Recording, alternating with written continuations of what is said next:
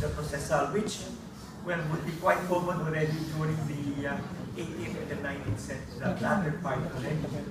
Well, I think a doctor wrote this, it's not actually a doctor who wrote this, but a scribe. Well, the problem with the scribes also is that not all of them actually were educated. Well, they could read, they could write, but they did not have a standard form of writing. And many of them did not have what you call a good handwriting, okay? And that would add more to the problems in understanding the documents. Well, speaking of deterioration, when documents deteriorate, okay, that is a problem. Okay? And that is why it is always emphasized in archives that the original should be kept and scanned, and the scanned copies be used for public use. But the original would have to be placed already in storage. Okay? Now, I'm showing you some documents that we were working on 2 years ago, and we're still translating it. And because it's about, we're doing a research on the Chinese General Hospital, the history of the Chinese General Hospital. And we were just lucky that these documents are still quite in good condition. But you will see already the changing of the colors, like buying a book, a newsprint, okay, and then later on, after a few months, we'll start to have this particular color. Now, I don't know if you noticed a particular sin here that was committed, and that is what? When it was shown to us, it was shown to us with using a clip, okay, and I almost cried out because, but after taking a picture, I removed it, okay. Now, I think, especially doing research in archives, and just like in Spain, where when you get a document or a book, there's always someone looking over your shoulder, okay, because just to make sure that you don't tear off anything, you don't damage the book, okay. And well, one thing I've seen in all the archives in Spain is that when you open a document or a book, you're not given a stand, you're given a small pillow for the book, okay. Well, I mean, that is a detail, okay, that we will have to, I think, to adopt when it comes to dealing with materials such as this. Now, but as what we call that, documents are still in good condition. Well, as I've said earlier, in the handwriting, okay, of the scribe is of paramount importance to be able to transcribe it. And this is still actually, it's still very easy to transcribe, even for a non-Spanish speaker. Now, the use of ink also is something that has to be considered, because the ink used during the 17th, well, from the 16th century, even up to the 19th century, except now, the problem with the inks used at the time is that they were acidic, and at the same time, it had too much iron. And that also adds to the deterioration of the material, of the paper. And as you will see, just like the problems in the election the other day, use an ink and then goes to the other side. Okay. Well, the same thing here. Okay, through time, okay, the ink use would also, okay, initially when it dried, it actually went through the other side. Well, if you deal with documents such as this is another problem, because missing pages, okay, holes in the middle. Okay, that is a problem that most researchers would also encounter. What to do with spaces such as this, and this is where, okay, where a decision would have to be made, especially in how a particular sentence or a particular document would be completed. Well, I just remember a rule by our professor: if you don't understand it, leave it blank. Okay, but if you think that you have the right word for it, and the entire thing explains it, then put the word in between. But again, that has to be proven also by other sources, no? Now, so as I've said, it's simply patience and study that actually goes hand in hand with the study and the art of paleography. A continual study and continual practice of understanding. But I have here what I call my practical suggestions, okay, that I learned through the years, and that is, even with my students right now, when we deal with primary sources in class, okay, just to show them that, you know, even if, like, historians are really serious in doing research and dealing with documents. Okay?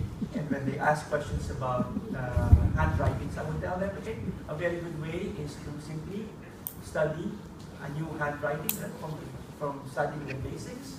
Okay, begin with those portions of the records that are familiar.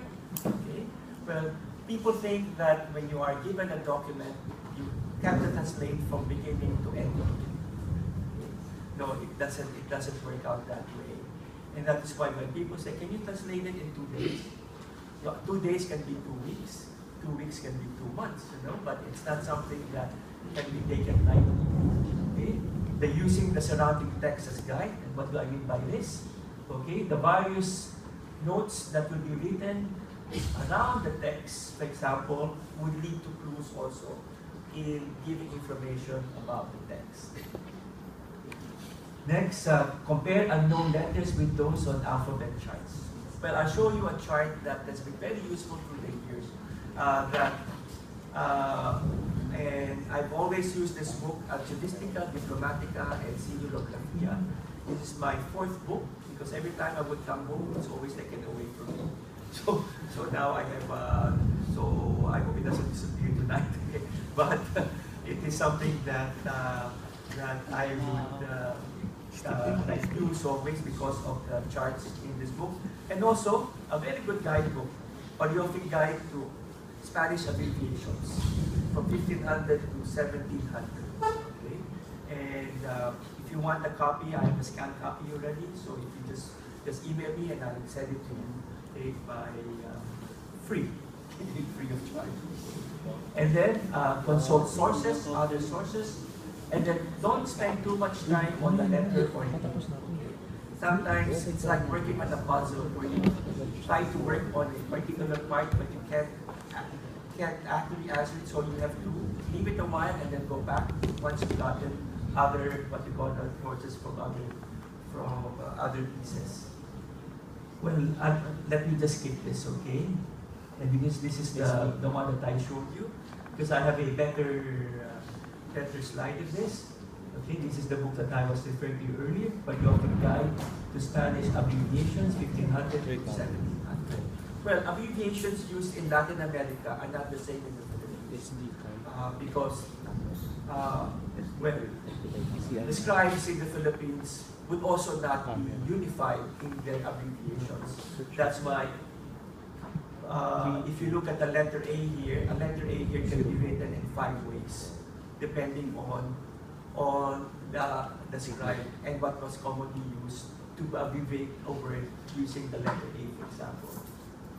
Now, one classic book that is used even up to now is this Álbum de Paleografía Hispano-Americana de los siglos XVI hasta XVII, from the 16th century to the 17th century.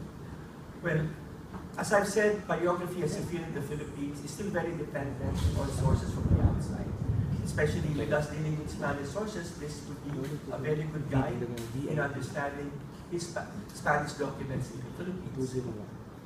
And another one, La Escritura y lo Escrito. Another very good book on looking into Hispanic paleography. And another book, the Manual de Paleografía de los siglos. Well, we're not going to that particularly. When studying Latin, this is a very good source book in looking into Latin documents from the 17th century all the way up to the 17th century. Now, this is a table that I still have it hanging on the side of my table, just for reference. And this is what I mean by looking at simple letters from A to Z. And you will see there that the letters would be would be written in various ways, in various forms, okay? But again, if you look at the history of writing and language, you will see that they will all develop practically at the same time. Now, well, I would like to conclude with this particular, well, how would I say, consejo, advice, but I think it was Mexican paleographer. And I would always refer to her works when doing paleographic work. Maria Elena Bibliesca, almost Mexican paleographer. And she wrote, and well, how my translation is good. Read with calmness and attention to detail, avoiding anxiety or worry. Read each specific document word by word, avoiding the trap of confiding solely on your memory and knowledge of similar texts and phrases.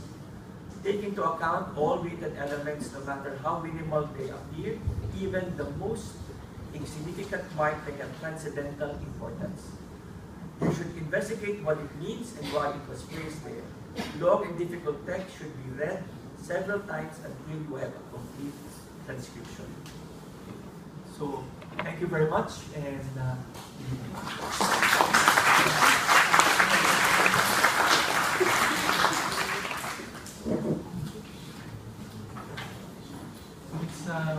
8 to 7. We have time for just one or two questions, and then we have to vacate because it's going to rain and food is waiting. So, if you have questions for any of our panelists.